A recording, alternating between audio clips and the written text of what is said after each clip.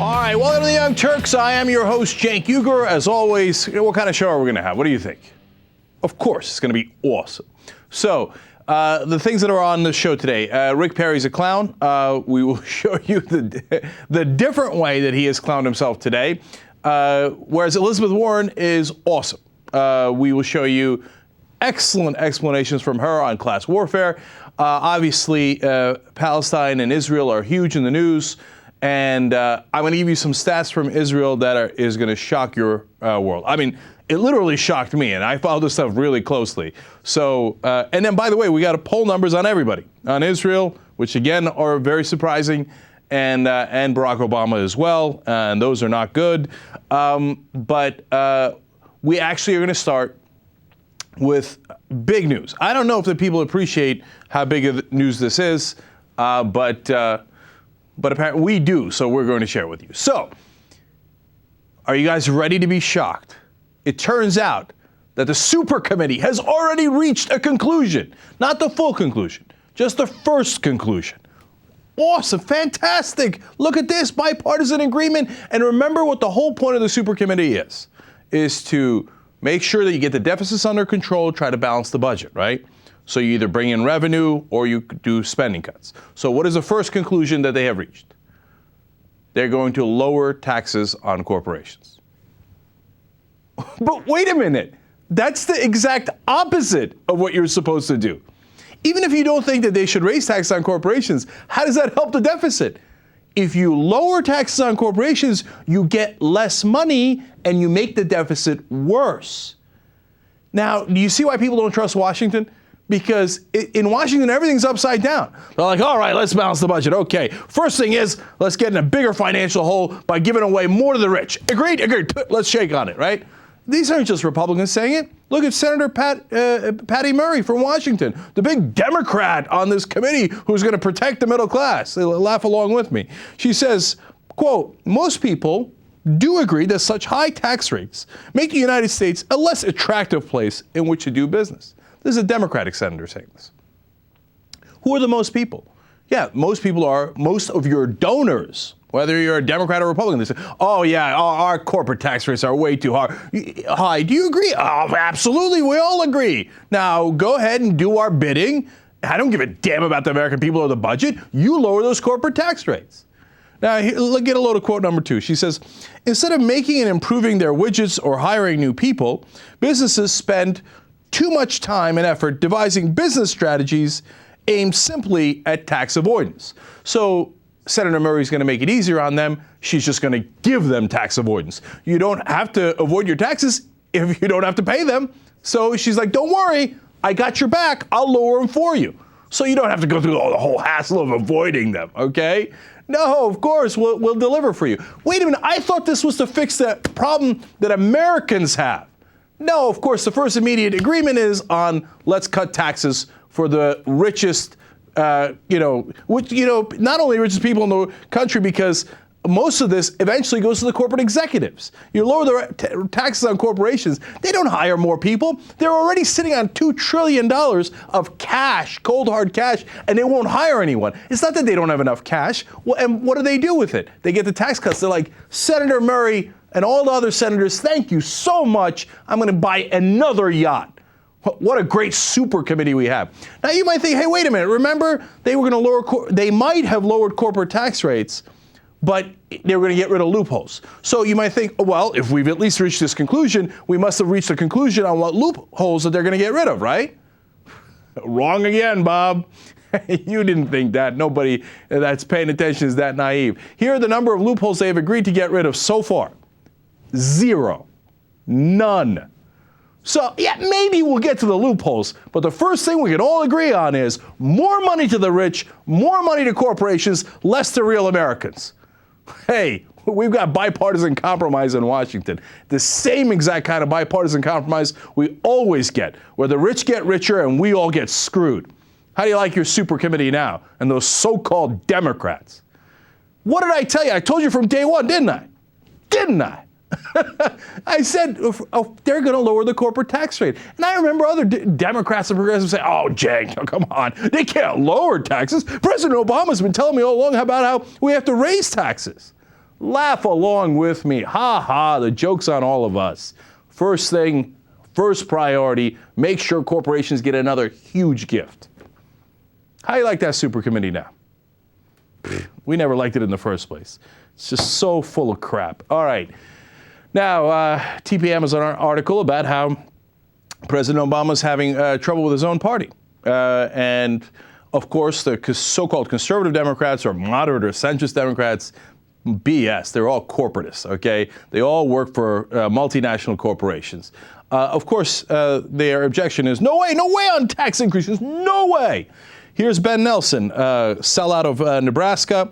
He says tax increases have to come second to cutting. I was just home over the weekend, and that's what my constituents were all talking about. My ass, that's what your constituents were talking about. I know what the polling is.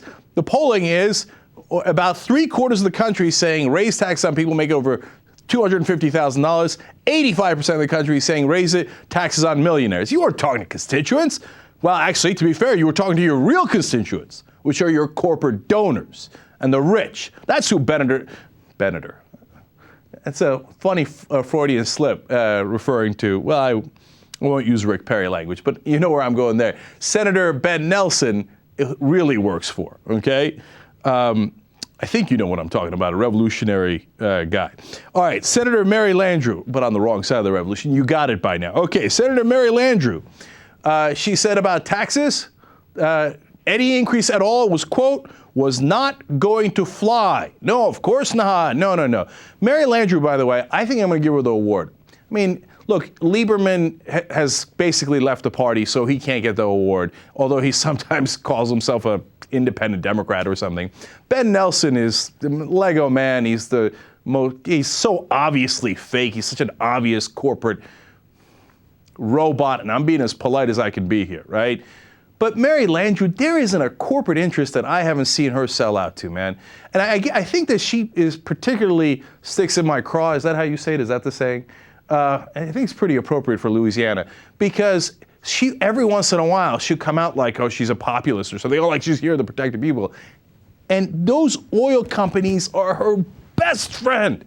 Every oil company she's absolutely in love with. She's like, oh my God, ExxonMobil, I love you so much. What more can I give you from my state so you could rob my constituents?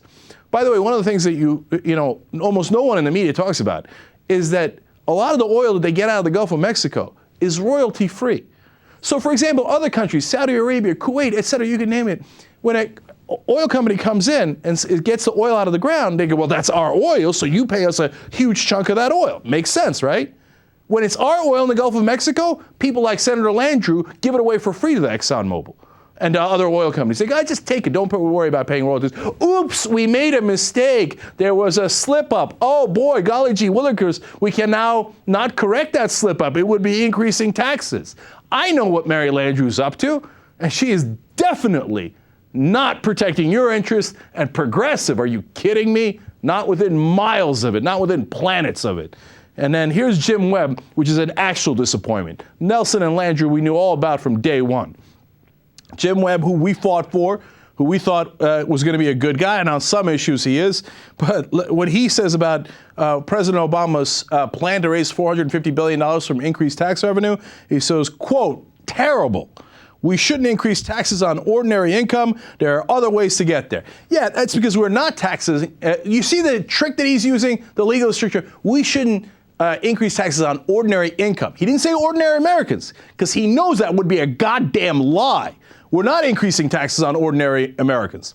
He's saying ordinary income, meaning like, oh, my millionaire friends, they just have ordinary income and you're raising their taxes. I will fight tooth and nail for them. Because it turns out Jim Webb, also a corporatist clown.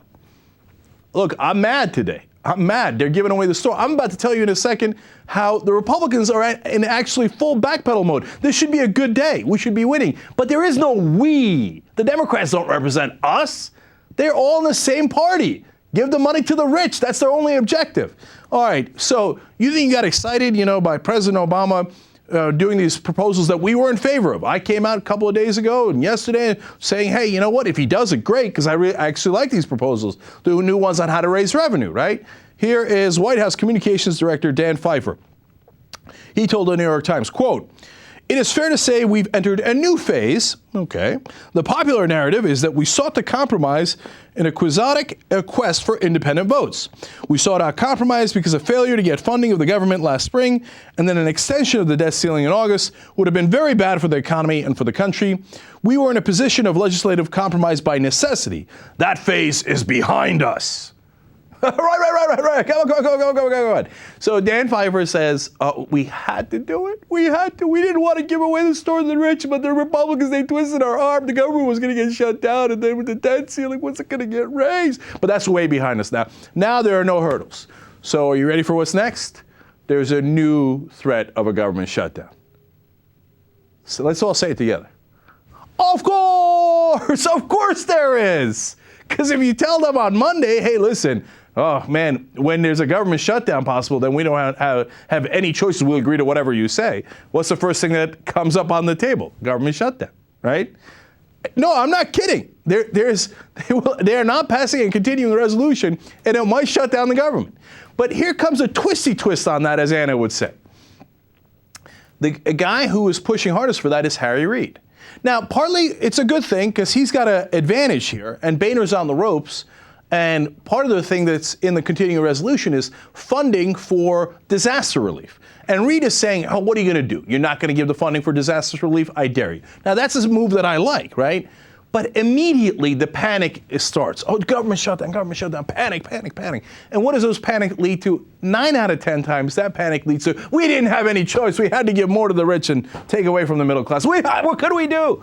I mean, we are living in the middle of a Naomi Klein book. Our entire existence now is this shock doctrine. One shock after another. It's like, they read it and they're like, oh, great point, Naomi. Let's do that over and over. So now on this one, they're trying to get the Tea Party to go along with their overall strategy. Boehner wanted to do the grand bargain in the first place. The one that President Obama offered, where they cut the living hell out of Medicare and Social Security and cut all the taxes, but they take away some loopholes, right? They're going to do that anyway. You heard me say it a million times, right? But the Tea Party stopped him. So now he's mad at the Tea Party. He's flipping it around, and he's saying, oh, look, they just had a vote and they lost because they lost like 40 Republicans on that continuing resolution. Now, one of the things that the Democrats object to and why they didn't vote with the Republicans is they're going to take away $1.5 billion to offset the disaster relief. You know where they're taking it from? Department of Energy loans to manufacturers of fuel-efficient cars. Of course, the Republican plan is if we're going to do anything good at all, it has to be accompanied by something really bad. Because then we take money out of the economy, we make cars less fuel efficient, guzzle up more oil, cost Americans more money for gas, cost the economy more, don't allow you to hire people who would do that process, hurt the economy as much as we possibly can if you're going to get disaster relief. And the Tea Party said no to that because it wasn't extreme enough. So now Boehner says, hey, look, I'm going to work with the Democrats if you don't do this. In other words, both teams are saying at the same time, get on board for the grand bargain. Wall Street has already told us what our orders are. Let's hurry up and cut the entitlements and take the money and go home. Tea Party, what are you complaining about? So let me give you some quotes. John Boehner is frustrated. He says about his own right wing, quote, they can vote no, but what they are in essence doing is voting to spend more money because that is exactly what will happen. Because then he's got to go get Democratic votes, and in which case they might restore that $1.5 billion for the fuel-efficient cars. It's all a big shell game. All right, quote number 2, he says about the Tea Party guys, they're, quote, know-it-alls who have all the right answers. And, of course, he's saying that derisively. The Hill article here says that it is an internally divided conference. They've reached their breaking point. There's a growing anger, et cetera, et cetera. And so, of course, a lot of the people who superficially cover politics and who are on the Democratic side are excited about this. Oh, my God, they have division. Division is awesome. I love division. Like, they think that's like the greatest thing that ever happens when a party gets divided. But in this case, the two sides are super right-wing and insane right-wing, and the insane right-wing keeps pulling them closer and closer to insanity, and like every once in a while when they say, hey, you know what? You people are in a mental hospital, but we will agree 80% with what you're saying. People are like, oh, yes, progress, and they're divided. They're divided. All of this is fake drama. What matters is the Patty Murray quotes, the Landrew Nelson, etc. quotes. They're gonna give it away to the rich again. This is all a lot of, here, look, you wanna keep it real? It's a lot of bullshit, okay? So now, here we go to Phil Gramm. Phil Gramm's not in the Senate anymore. What are we talking about him? He was a Republican senator from Texas. Okay, yeah, he was John McCain's top economic advisor, but John McCain lost. Why are we talking about Phil Gramm? Because the Republicans have brought him back. Paul Ryan's doing a hearing called The Broken Budget Process, Perspectives from Budget Experts. And he's brought in Phil Gramm. Let me tell you what kind of an expert Phil Gramm is. He's an expert in totally and utterly screwing our economy. He's the guy that put in the Commodity Futures Modernization Act. That sounds pretty good, right? Hey, we're modernizing things. You know what it did? It took away all of the regulations on over-the-counter derivatives. Those same over-the-counter derivatives are what crashed our economy in 2008.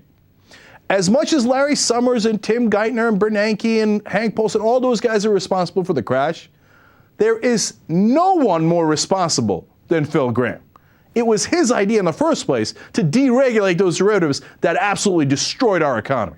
By the way, he got paid handsomely for it as soon as he left the Senate. After he got that passed, he got paid millions upon millions of dollars by European banks, who, by the way, then lost billions upon billions of dollars because of that same legislation. But who cares? The executives took the money. If the shareholders lose the money, or the American taxpayers or the German taxpayers lose the money, who cares? Phil Gramm got rich. He got rich and he wants to do it again. Here's another expertise of Phil Gramm. He said during 2008 that the recession we were going through was just, quote, a mental recession. A mental recession. Well, it was brought to us by people who are mental, like Phil Gramm. But of course, that's if you think Phil Gramm cares about the country. He doesn't. He's not mental at all. He's smart. He's like, I want to be a millionaire. I don't care how much I crap all over the American economy and the American people to get there, right? Mental recession, what part of 8 to 14 million jobs lost don't you understand? Well, what part of that was mental? What part of 9.1% unemployment is mental, right? But look at this disdain for the American people. He says, quote, we have sort of become a nation of whiners. You just hear this constant whining. Phil Gramm doesn't understand why you're whining. He's rich. All of his friends are stinking rich. Why are you all whining? Oh, you lost your jobs. Boo-hoo. I got rich. What do I give a rat's ass about you? But thank God they have brought the budget expert, Phil Gramm, back. Really appreciate that. This is the guy they want to put in charge again. Oh, please, Mr. Phil Gramm, tell us how you make the rich richer and how you take a dump all over the American people and then call them whiners while you're doing it. Here's another great Phil Gramm quote for you. We're the only nation in the world where all our poor people are fat. Yeah, it's all the poor people's fault. Oh, the poor people are so rich that they're gluttonous. I mean, the poor people, by definition, have all the money, right? Nothing is bad enough for the poor. They're whiners, they're fat, they're losers. I crashed the economy because of my bill. So what? I made millions of dollars and I'm going to blame you for it. And the Republican Party, they're bringing him back. He's their main expert.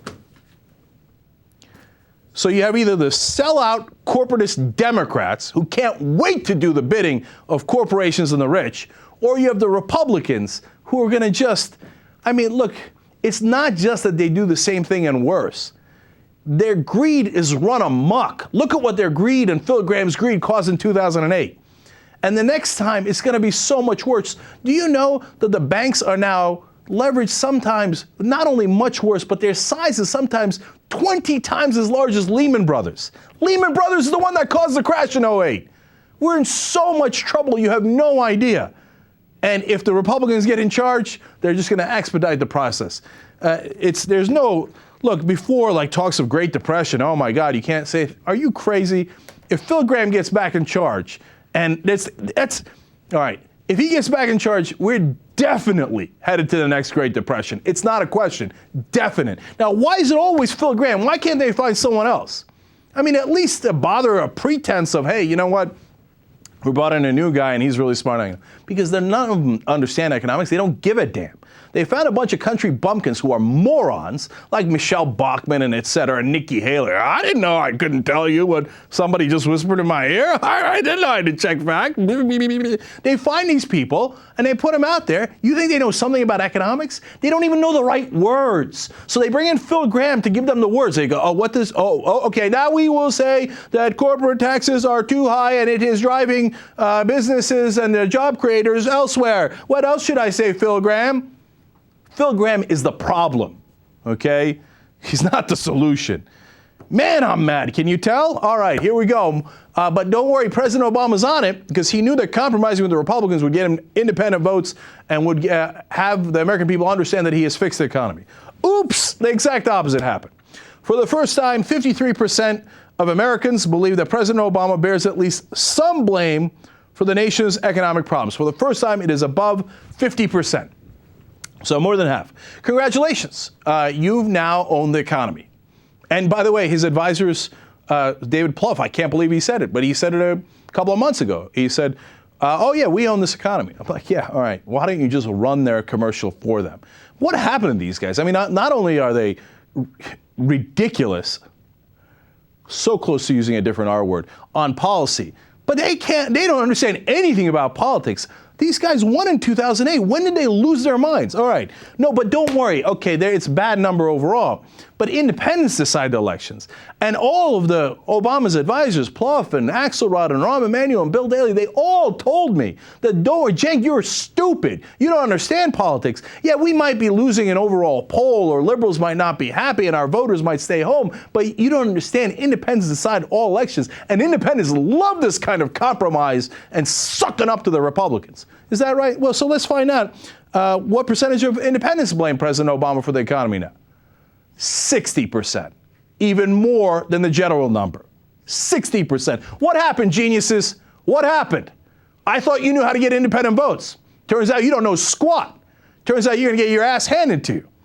Look, I'm telling you right now, later in this story, unrelated to this, in this Washington Post article, they just throw in a random thing about, oh, by the way, Mitt Romney is, a former Pawlenty advisor is now working for Marco Rubio, okay?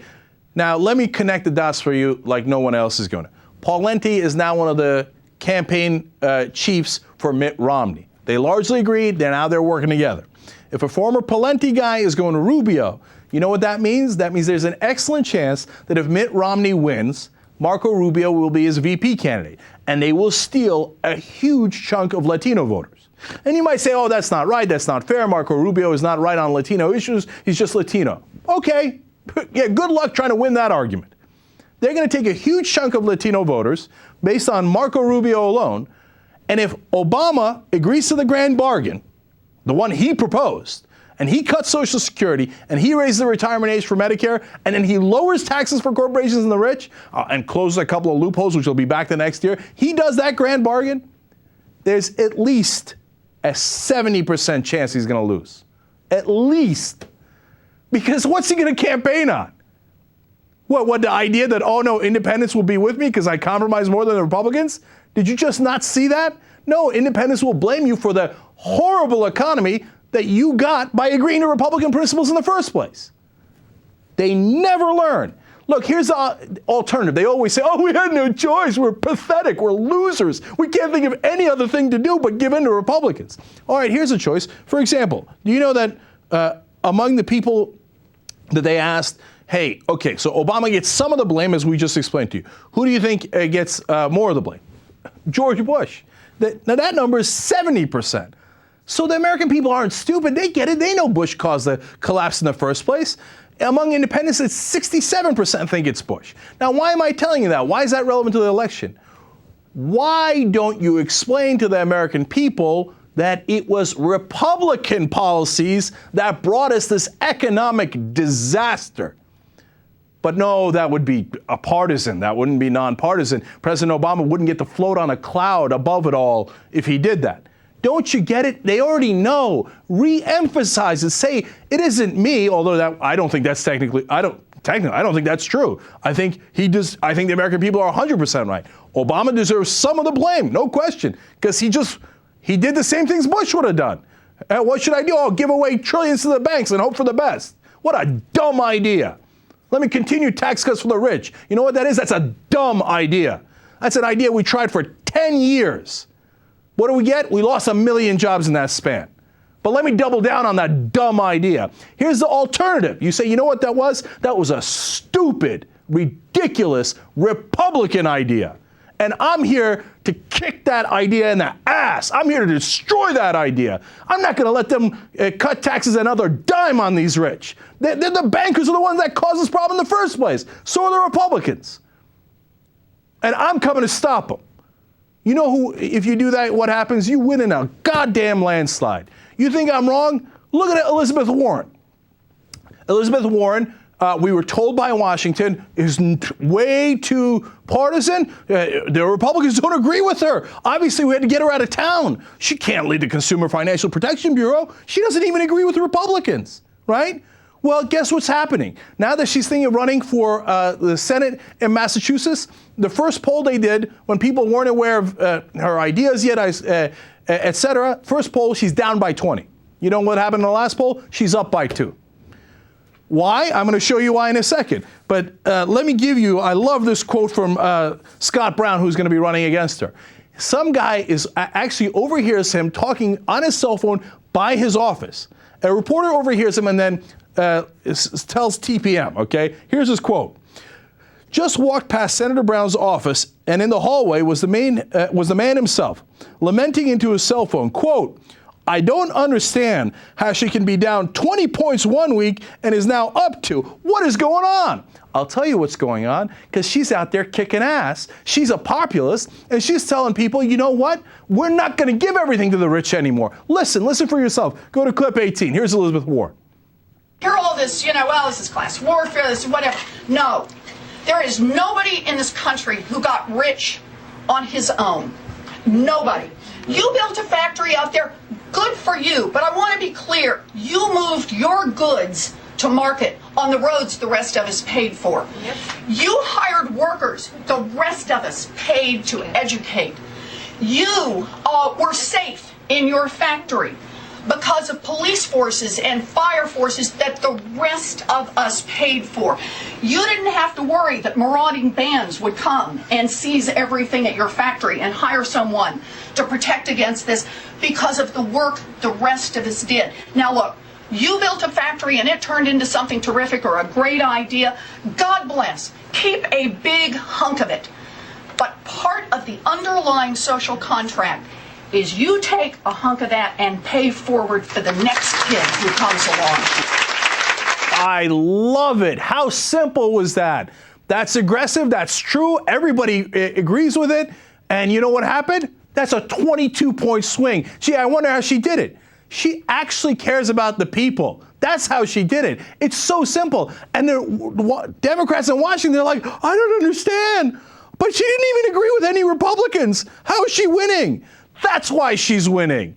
And you want to hear what she thinks about Republicans? Watch this.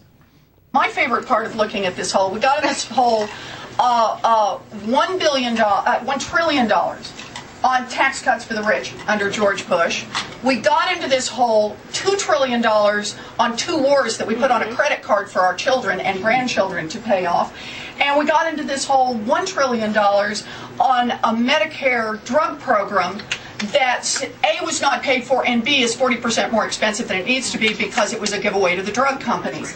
So we just had, that's just $4 trillion right there. So part of the way you fix this problem is don't do those things. President Obama, how hard was that? In about 40 seconds, she just summarized the whole problem. We gave away $4 trillion on stupid Republican ideas. You don't win by agreeing with those ideas. You win by fighting against those ideas. That's why she had a 22-point swing immediately, because she takes the fight to them. You want to learn something from that? My guess is the rest of Washington will not learn a damn thing from that. Remember, Scott Brown won in the first place because the Democrat he was going up against did a lot of this. She's coming with a sledgehammer. And not in an over-the-top way, not in an insulting way, in a very pleasant, understandable, logical way. That's all we're asking for. Look, the Democrats are not going to learn that lesson because they don't want to learn that lesson. It's not about winning or losing. It's not about, oh, she represents the people better. How can we do that? Because they don't want to represent the people. They want to represent their donors. She's new. She's idealistic. By the way, one of the things that Scott Brown's campaign wants to do now, they're like, okay, I got it. Let's go to the old playbook. Let's paint her as a Harvard elitist liberal. And they've given her a new nickname, Professor Warren. She's a professor. You morons. As soon as I read that, I was like, oh, excellent. Scott Brown is done. His career is over. Elizabeth Warren's going to crush him. Look, if you're somebody smart and somebody calls you Professor Warren, you go, thank you very much. That makes me smart and that makes you an idiot, okay? Now, she's not going to do it over the top like I do. She's going to do it in a smart, classy way. And then people are going to be like, wait, why are we voting for the moron when we could vote for Professor Warren? Like, that's their big attack against her. They're so screwed. Look, I tell you this a million times over. You watch the show. We are not Monday morning quarterbacks. We tell you what's going to happen before it happens. If it goes like this, and Brown has that tactic, and Warren has this tactic, she will destroy him.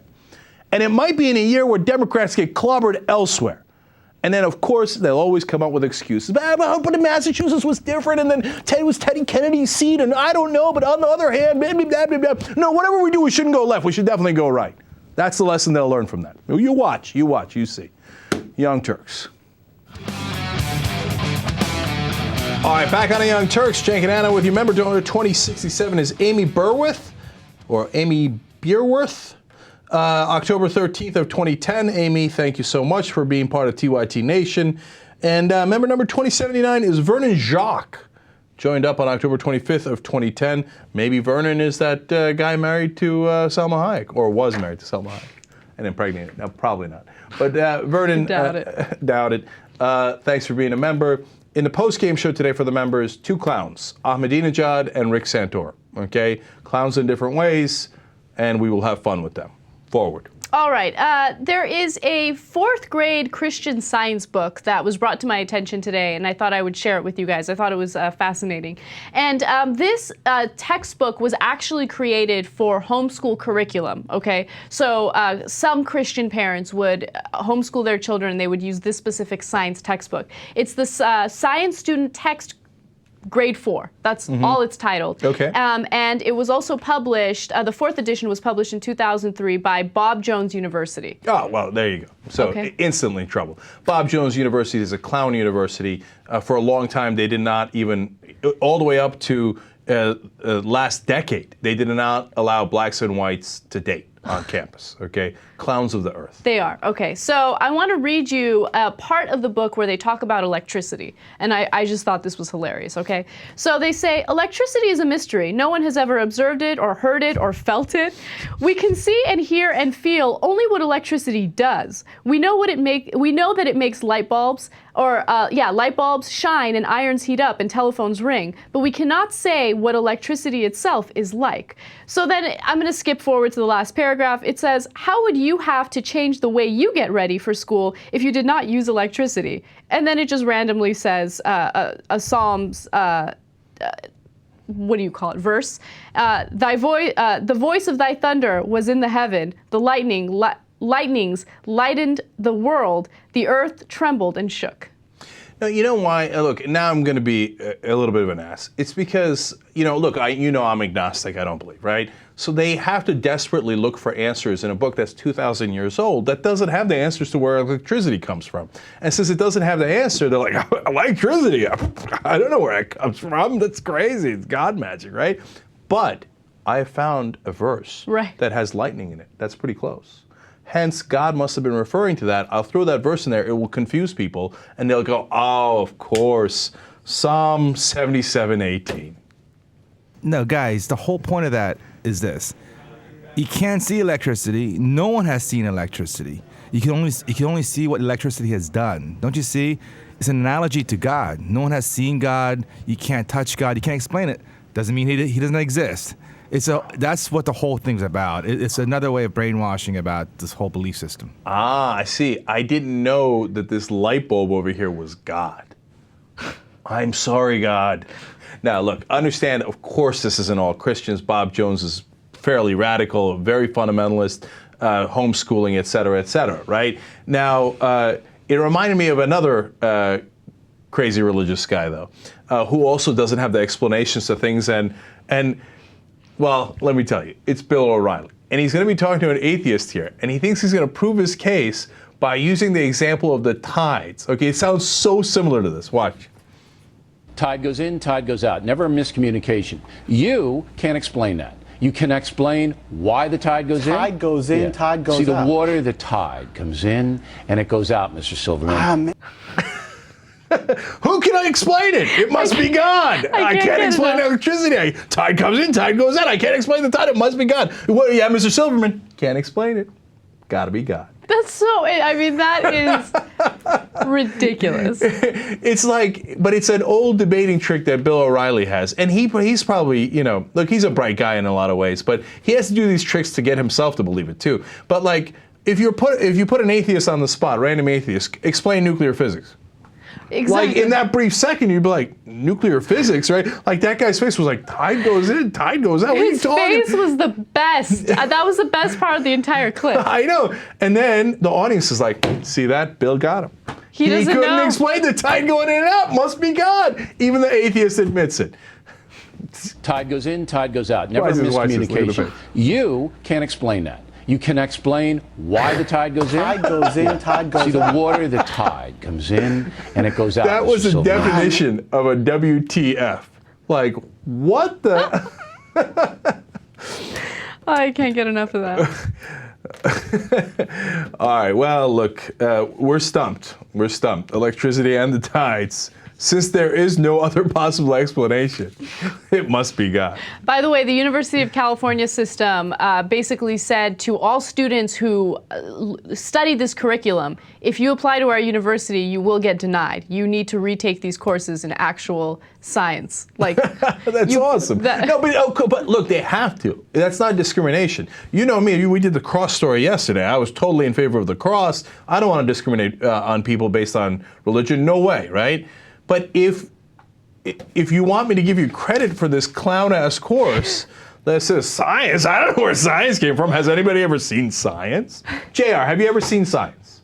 Have you ever seen it with your own two eyes? Tide comes in, tide goes out. I rest my case. Well, that's not a fucking course. Here's what you get for that. Fail. Now take a real science course and then, yeah, of course I'll let you in. Okay, I love this trick of, have you ever seen it? Have you ever seen it? All right, we got to do one last story for you. Yes, we do. 25-year-old Christopher Christwell put up a YouTube video where he is singing in his Starbucks apron without any other clothes on except for underwear. And in this very creative song that he wrote, he is bashing Starbucks, okay? He's been a barista. He had a very long day because he had a bad day and he wanted to sing about it. He wanted to vent-y. Okay, so let's watch and then we'll tell you what happened to the guy, okay?